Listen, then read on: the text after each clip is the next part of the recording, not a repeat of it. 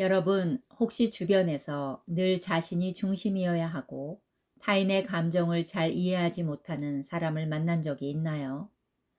또는 나르시시스트라는 단어를 들어보셨나요?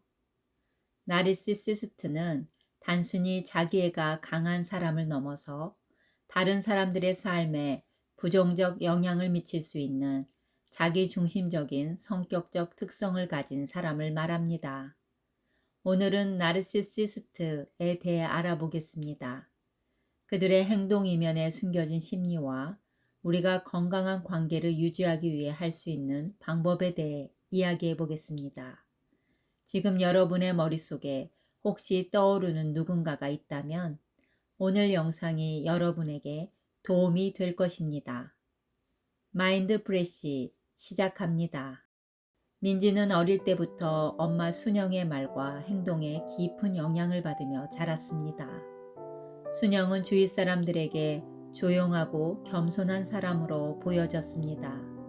친구들과 이웃들 사이에서 헌신적인 어머니로 칭찬받았지만 민지는 그런 엄마와의 관계가 종종 숨막히게 느껴졌습니다.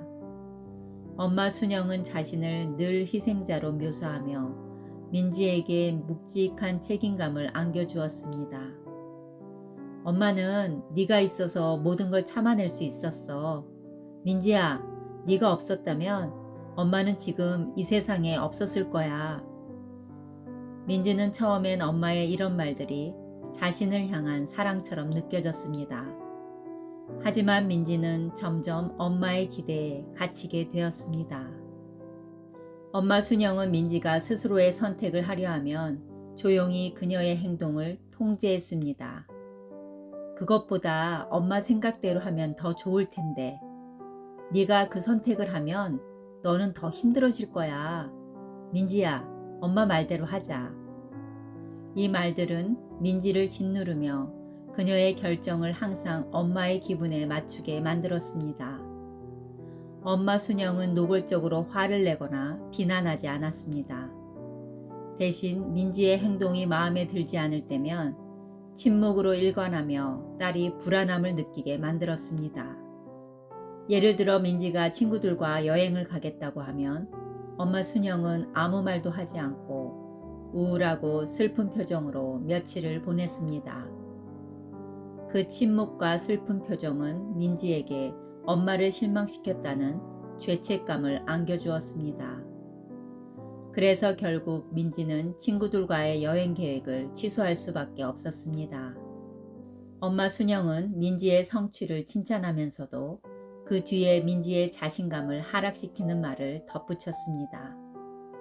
민지야, 너무 잘했어.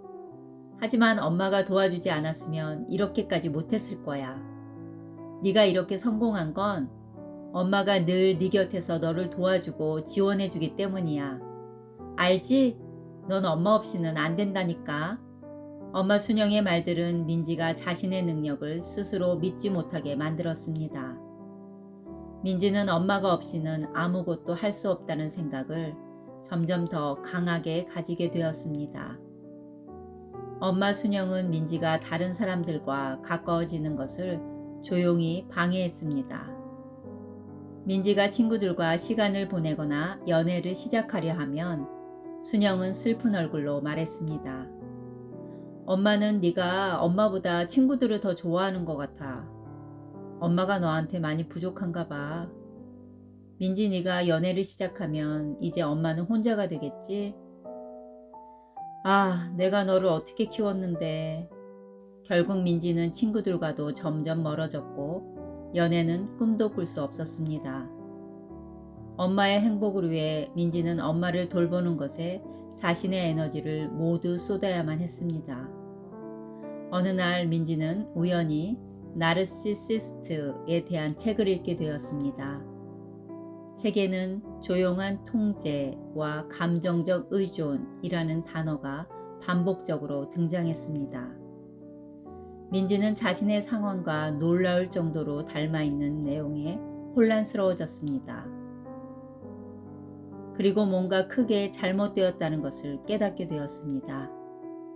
엄마 순영이 민지를 사랑하지 않는 것은 아니었습니다. 그러나 그 사랑은 민지를 자유롭게 하는 것이 아니라 보이지 않는 엄마의 족쇄에 묶여 있었다는 것을 깨달았습니다. 민지는 자신을 묶고 있는 엄마의 족쇄에서 벗어나고 싶었습니다.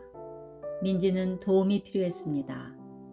그래서 민지는 상담을 통해 자신의 감정을 정리하고 엄마와의 관계에서 건강한 경계선을 세우는 방법을 배우기 시작했습니다. 처음으로 민지는 용기 내어 엄마에게 자신의 생각을 단호한 어조로 말했습니다. 엄마를 사랑하지만 이제 내 삶을 내 스스로 선택하고 싶어요. 엄마가 실망하더라도 나는 내 생각대로 내가 원하는 길을 갈 거예요. 엄마 순영은 갑작스럽게 변해버린 민지의 행동에 놀라고 분노했습니다. 순영은 슬프게 울며 민지를 비난했지만 민지는 흔들리지 않았습니다. 민지는 더 이상 엄마에게 과도한 죄책감을 느끼지 않기로 결심했습니다. 민지는 이제 스스로의 선택을 존중하며 자신의 삶을 살아가고 있습니다. 그녀는 엄마와의 관계 속에서도 적절한 거리를 유지하며 더 이상 엄마의 조용한 족쇄에 묶이지 않습니다. 사랑은 자유를 주는 것이지 상대에게 족쇄를 채우는 것이 아니에요. 저는 이제 엄마에게서 벗어나 제 삶을 자기 주도적으로 살아가기로 했어요. 민지의 말처럼 그녀는 이제 진정한 자유를 향해 나아가고 있습니다. 나르시시스트는 일반적으로 자기중심적이고 자신을 과도하게 중요시하는 사람을 뜻합니다. 나르시시스트와 관계를 맺는 사람들은 흔히 이유를 알 수 없는 감정적 소진을 경험하며 특히 친밀한 관계에서는 복잡한 감정의 희생자가 되기도 합니다. 하지만 모든 나르시시스트가 의도적으로 타인을 해치려는 것은 아닙니다. 그들의 행동은 종종 자신감 부족, 인정받고 싶은 강렬한 욕구, 그리고 어린 시절의 심리적 상처에서 비롯되기도 합니다. 나르시시스트는 자신의 욕구와 욕망을 중심으로 세상을 바라보며 타인의 감정과 필요에 대해 공감하는 능력이 현저히 부족한 경우가 많습니다. 나르시시스트의 주요 특징에 대해 살펴보면 첫 번째, 자기중심적 사고. 자신의 경험과 관점을 중심으로 세상을 해석합니다. 두 번째, 과도한 인정욕구. 타인의 칭찬이나 주목을 받지 못하면 쉽게 좌절하거나 분노를 느낍니다. 세 번째, 공감 부족. 타인의 감정을 이해하거나 존중하는 데 어려움을 겪습니다. 네 번째, 관계의 왜곡. 타인을 도구적으로 대하거나 자신의 우월감을 유지하기 위해 관계를 조정하려는 경향이 많습니다. 일반적으로 심리학에서 나르시시즘의 유형을 크게 두 가지로 구분합니다. 외연적 나르시시스트, 내연적 나르시시스트. 오늘 들려드린 엄마 순영과 딸 민지의 이야기에서 엄마 순영은 내연적 나르시시스트의 모습을 보여줍니다. 그럼 내연적 나르시시스트와의 관계에서 나타나는 문제에 대해 알아보겠습니다. 내연적 나르시시스트와의 관계는 종종 혼란과 심리적 소모를 초래합니다. 그들의 행동은 직접적이지 않기 때문에 상대방은 자신이 조종당하거나 통제받고 있다는 사실을 인지하지 못할 때가 많습니다. 내연적 나르시시스트의 특징을 살펴보면 첫 번째, 겉으로는 겸손하거나 수줍음을 보이지만 내면에 깊은 자기중심성과 불안이 있습니다. 자신이 과소평가받고 있다고 느끼며 타인에게 인정받고 싶은 욕구가 강합니다. 비판에 민감하지만 외부로는 이를 드러내지 않고 수동적으로 반응합니다. 행동 패턴을 살펴보면 타인의 공감을 얻기 위해 희생자 역할을 자주 합니다. 간접적으로 타인을 조종하거나 미묘하게 죄책감을 유발합니다. 상대에게 은연중에 죄책감을 느끼게 함으로써 자신이 원하는 것을 얻어냅니다. 끊임없이 자신의 감정을 상대방에게 떠넘기며 상대방이 이를 해결해 주기를 기대합니다. 내연적 나르시시스트는 타인의 요구를 들어주는 데 소극적이며 자신의 욕구를 우선시합니다. 내연적 나르시시스트는 관계 속에서 자신이 충분히 존중받지 못한다고 느끼며 이는 끊임없는 불만과 비판으로 이어질 수 있습니다. 그렇다면 우리의 삶에서 나르시시스트를 어떻게 대처해야 할까요? 나르시시스트와의 관계를 이어가는 것은 쉽지 않습니다. 나르시시스트는 본인의 욕구와 감정을 우선시하며 타인의 감정을 이해하거나 공감하는 능력이 매우 부족한 경우가 많습니다. 하지만 상황에 따라 관계를 끊을 수 없는 경우도 있습니다. 그래서 나르시시스트와의 관계를 이어가면서 자신을 보호하고 건강한 경계선을 유지하는 방법에 대해 알아보겠습니다. 첫 번째, 자신의 경계선을 명확하게 설정하세요. 나르시시스트는 종종 다른 사람들의 경계선을 무시하고 자신의 욕구를 강요하려고 합니다. 이를 방지하려면 딸 민지가 엄마 순영에게 했듯이 내가 받아들일 수 있는 행동과 받아들일 수 없는 것에 대해 분명히 말해야 합니다. 이건 내가 받아들일 수 없어요. 또는 이런 방식은 나에게 힘들게 느껴집니다. 와 같이 단호하게 표현해야 합니다.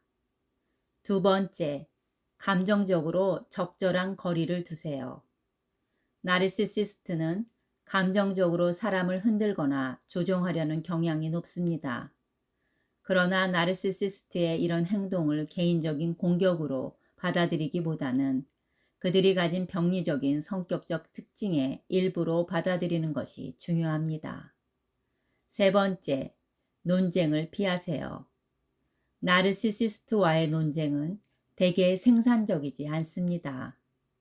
그들은 자신이 옳다고 느끼는 것을 강하게 주장하며 타인의 관점을 받아들이기 어려워합니다. 논쟁 대신 차분하고 단호한 어조로 나의 메시지를 전달하세요.